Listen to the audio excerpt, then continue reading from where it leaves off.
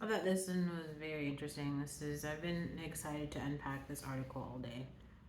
So, the Buffalo grocery store mass shooter apologizes for racist attack and receives a sentence of life in prison. Okay, so this is the white kid who basically went to a predominantly black neighborhood in upstate New York in a grocery store, and then shot and killed 10 black people, some old and young, like a mix. And he had a manifesto that was about him being like a white supremacist. Um, the 19-year-old man who killed 10 people in a racist mass shooting at a grocery store in a predominantly black area of Buffalo last May apologized to the victims' families and was sentenced to life in prison during an emotional court hearing on Wednesday. I'm very sorry for all of the pain I forced the victims and their families to suffer through. I'm very sorry for stealing the lives of your loved ones. I cannot express how much I regret all the decisions I made leading up to my actions on May 14th. Peyton Gendron wearing an orange jumpsuit and shackles said in court. Are you fucking serious? I did a terrible thing that day. I shot and killed people because they were black. Looking back now, I can't believe I actually did it. I believed what I read online and acted out of hate. I know I can't take it back, but I wish I could. I don't want anyone to be inspired by me and what I did. The statement came during the state sentencing hearing for Gendron, who pleaded guilty in November to one count of domestic act of terrorism motivated by hate, 10 counts of first degree murder, 3 counts of attempted murder, and a weapons possession charge for the mass shooting at Tops Friendly Markets on May 14th, 2022. A number of victims' family members spoke emotionally Wednesday about how the mass shooting had changed their lives. At one point, Gendron took off his glasses and began crying during the testimony from the victims' families. At another point, a man in a gray sweatshirt rushed at Gendron in court but was quickly blocked by security, and Gendron was taken out of the courtroom. After a short break, Gendron returned to the courtroom, and Erie County Court Judge Susan Egan restarted the hearing. We cannot have that in the courtroom, Egan said. We must conduct ourselves appropriately because we are all better than that. No, we are not.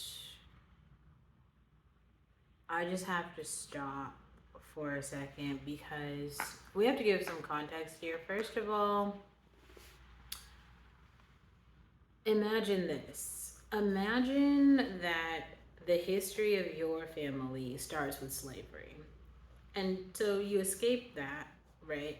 And then all of the economic depression in the country causes you to live in a predominantly black neighborhood. Most black people are not choosing to live in a predominantly black neighborhood because of poverty. Like, black people have like the lowest amount of wealth in America as a collective group. So that means that most black people don't have shit. Like, they don't have anything, including morals, values, or money, education, nothing. Like, most don't. There are there are some those like talented the ones that you see in college and all that shit. The thing about the internet that is inflated is that the people it's typically like the same black people that you see. They get online, they go to conferences, they have jobs, the same privileged black people have all the things, okay? They don't have some of the things, they have all of the things. So that doesn't really leave any things for everybody else. Like everybody is not going to have like the best of everything. I don't know. I think that a lot, and I'm not trying to sit here and say like all of my subscribers know my whole story, but like unless you grew up with as much privilege as me, you probably won't have the same life outcome as me. Maybe you can though, maybe because like some stuff is like super like accessible. You can just buy it. Um, but also like money is a thing, and so you know it takes a while to be able to accrue some stuff. Like saving up for $1,000 iPad might be hard. Saving up for a $4,000 phone or computer or something might be difficult if you don't have the, you know, you got all the other bills that you have to pay every month. So it's not like you just have the capacity to like only pay for that. Maybe you do. I don't know. Anyway, so how do you buy the shit that like I don't know. I don't have an answer for this. I don't. I actually don't know. But okay. So So anyway, so these black people are now in this neighborhood where they've figured out a way to like live. They have their little community that's like away from that. The part that's super weird about this story is like this community is already isolated. The segregation has already happened. So like the black people are living in a separate neighborhood than this white supremacist kid. He literally exits his own community and then goes into this isolated community in America that wasn't that far from like where he already was and then shoots up everybody. And he had a manifesto about it and it was just like it was so great. Like he planned it all out, right? And this is a part that I think is really important to understand. In America, like black people can't really have anything. Like we like even when you like separate yourself, you don't live in the same community, you don't share any of the things, like you're not bothering any that's people love to say this. I don't bother anyone. I'm not asking for anything. So in this particular case, all of that applied. And still, this person outside of the community thought it was like it was his life duty to just go out and destroy somebody else's life. Destroy somebody else's life. When black people are on the internet talking about how unsafe it is, when Rihanna has to literally get on Vogue magazine and talk about how unsafe it is for her black child, when Nagard has to sit here and talk about how isolated she feels as a mother, when I have to sit here and talk about mental health and about how it was fucking scary for me to like go live in that community of white people, and then we have to watch a whole movie called Master, okay, where we unpack how brutally awful it is for most of us on PWI campuses. Y'all really think that we're joking or something like, or that these are like very serious experiences? And I like when will we really understand like this is not our land. Like this is not our country. And I'm not saying like I don't know why when I say that in words and I'm being serious about it, there's some almost like I'm the person being hateful. Like I'm not screaming kumbaya because there is no kumbaya. There's no kumbaya. The fact that we still have a whole bunch of neighborhoods where most black people live in a state of segregation, most black people and most white people live in a state of segregation right now. Right now. Like, look around. Who are your neighbors? Look around. Who are the people who work wherever you live? Who are the people in which you interact with every day? Who are the people that your kids go to school with? Do all of those people typically like look like you? Do they all have a very similar socioeconomic background than you? Like, do you know a poor person in real life? Do you? What does that look like? Be serious. The funny thing is, like, people that I come into contact with, I would say that the people in my like community, they all think that like I am a charity case or something. That I'm the person in need who like I'm the struggle story, guys. The bitch with the luxury apartment and 3 career paths. The highly educated one who speaks 3 languages. I'm the one who's the charity case, who's so needy with all the problems. Me, the the one who spent $200,000 on fucking childcare and his own property and 3 cars. Like, I'm the one who doesn't understand this society. I'm the one who's so confused. Get fucking real. Be serious. There ain't other black people who have the same fucking experience as me. I'm the only one. And I've been on here saying it for fucking years. Years. There's only one talk you need to watch from mine, and I only had to give it once.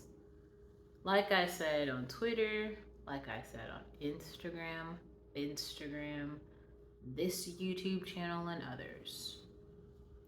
When you say it right, you only need to say it once. You don't need to scream it. You don't need to yell it. You don't even need to reinforce it. Say what you said. Mean what you say. The funny part about this fucking story is like he already wrote his manifesto and he meant what he said. And he didn't come to these like conclusions by himself, okay? There are so many other people who contributed to his white supremacy. We're talking about the guy who's going to prison for life. Gedron, Mr. Gedron. White supremacy is real. And the cold part about it is it has destroyed the life chances of many black men just by like microaggressions, and media propaganda really has like done shit for real to like ruin society. Like, there's so many men in this society, especially black men, specifically black men, who just look at themselves as nothing. And they're looking outside of themselves to try to get validation, to seek validation, to find validation. And they're doing it a lot of the time by like shitting on black women. And I'll say this once and I'll say it a million times. Like, those men need help. Those men need a lot. But as a black woman, you're not going to be able to give it to them. Like, you aren't their crutch. I used to be really dumb and believe that bullshit. Like, you're not their crutch. You can't really help them. There's nothing that you can do for them. Because in the same way that this white kid feeds into white supremacy, the black men do as well. Like, when they look at black women and they believe that like black women aren't enough, that black women aren't everything, that they aren't like beautiful, that they aren't feminine. Just imagine, look at all the black women who are on here making black femininity channels. Do you see white women making white femininity channels? No. Even if you talk about just Pearly things, she's literally making a chastity channel that's talking about like keep your fucking legs closed until marriage. That is a very different thing from femininity. Like, most black girls grew up in the church, so obviously chastity is just a part of like basic Christianity. So many women of color, okay, have to come from the Muslim world where women have to cover their entire faces and bodies to hide their gender because the men in those communities can't help themselves from fucking rape. That's where we are in society. I mean, if I had to choose between being a Muslim and a Christian, I'd choose a Christian on my fucking worst day. Look, globally, like, really look at what's happening. Muslim women can't drive now, but they can't even go to church. They can't go to school. They're being barred from everything. They have no brains. I guess they just want those women to be like just birthers, just wombs. But be serious. Like, a woman who hasn't had the opportunity to find herself in society. And I don't mean that in some weird way. I don't think you have to go through a bunch of trauma to have this happen. But I do think you need to like grow up in this like nurturing environment. And unfortunately for so many black people in general, we've never been like nurtured or coddled by anyone. And so this idea that we're just going to be like okay now that we're like out in the world is just remarkable. Um, but it's also another reason I think it's important to be serious about the conversation of like returning home. Um, like black people do have land, and that's in Africa. Other people don't have to like or respect the land, but they do need to know it exists.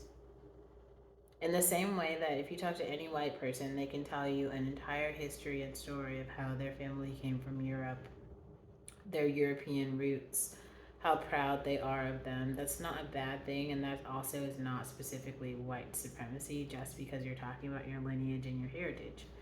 That isn't a bad thing. But black Americans also have lineage and heritage. And it's quite delusional to pretend that